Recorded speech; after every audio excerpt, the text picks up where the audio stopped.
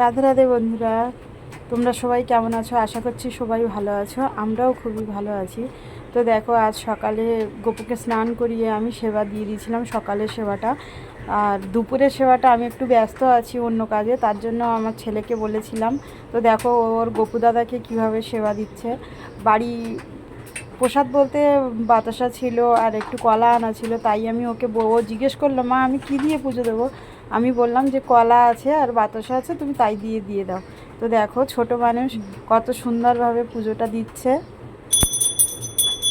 ভোগ দেওয়া হয়ে গেছে, এবার ও ভোগ আরতি করছে।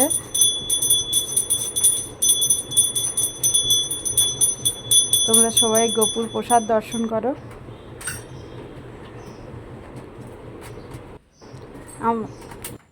আমার ছেলে তো গপুর সেবা করতে খুবই ভালোবাসে।